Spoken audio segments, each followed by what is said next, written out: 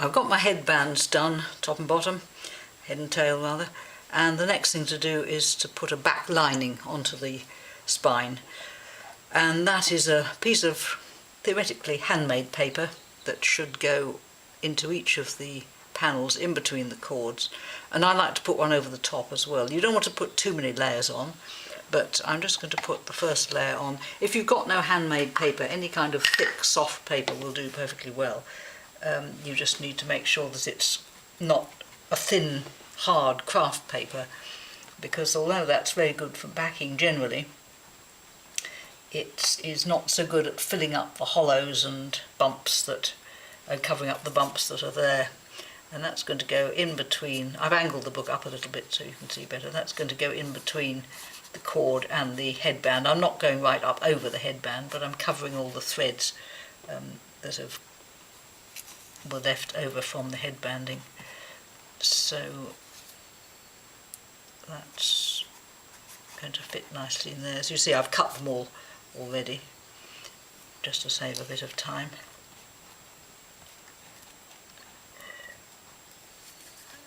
And the idea is to get a nice smooth surface so that when you put the leather down you won't have any bumps or bits sticking out. It is very sensitive. If you do leave holes and protrusions on the spine, they do show through the leather, which moulds itself around absolutely everything. So I'm fitting them in there, working it down. You can see a fair amount of the irregularities underneath them. Quite a few bumps there, but they will be removed or largely minimised by sanding down afterwards.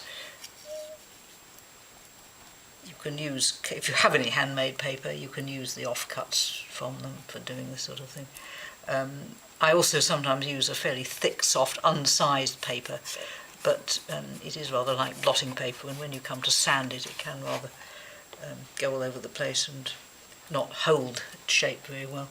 So I'm using this handmade at the moment, and all these bits of thread and so on will disappear underneath the lining. That's actually slightly long. I'm just going to take a bit off that.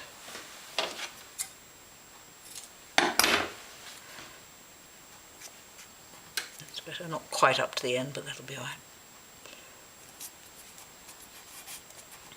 So that's the first level, lining rather, and that's gone over the whole lot. And I'm just working it in. Use a folder as well, just to make sure that it's all firmly down. And then I think because it's quite absorbent, I'm going to put a layer of glue over the whole lot before I put the next one down, and I may possibly glue that as well. I'll try without, and if it doesn't stick then I'll put another layer on. But I'm going to go over the cords this time. Some people don't, but I think that if you're not careful you fill up all the gaps between the cords, and you rather lose the point of having them there anyway. So I do usually put at least one layer over the cords. If I feel that it's too bumpy on the bit in between the cords, then I put another layer of paper over the, should be the right length, and I'm going to start a little bit further down this time, not over the complete top. That's partly because when you turn the leather in you will have quite a bit of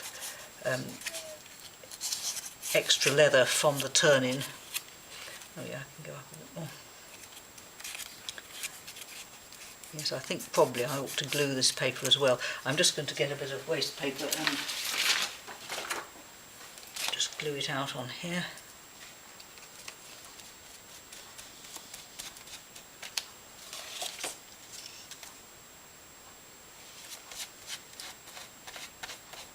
That will stick rather better now. So I'm going to start just inside, and as I say, when you turn in, if you really want to, you can actually put another layer starting about here, which means that when you turn your leather in, it'll make an exact match and meet up with that, and then you won't get any kind of ridge on the leather.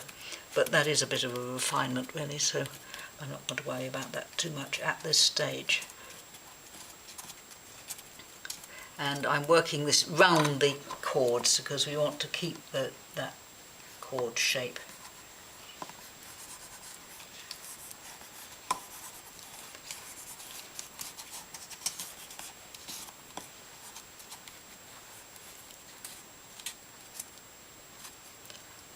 It's gone a little bit far, so I'm just going to knit that end off. I don't really want it on the headband. Up to it, but not really on it. And in fact, I see it stretch quite a lot. When I measured it, it was just about the right length, but without allowing for the cords. So now I put it on, it's actually stretched a bit when it's got wet. So I'm just going to work it down into try to get rid of the wrinkles. A lot of those will come out when we come to do the sanding, so I'm not going to worry over much about the wrinkles. You can see it's stretching quite a lot round that's part of the point of using the handmade paper, that it does stretch in all directions and it doesn't have a grain. Not a strong one anyway. Sometimes handmade paper has a bit of a grain according to how it was made, but the point about it is that it doesn't. The fibres go in all directions, and it doesn't really have that pull that you get with ordinary machine-made paper. So that's the book. The back lining put on. As I said before, you don't want to put too many layers on, but what I will do is let that dry, and then sand it.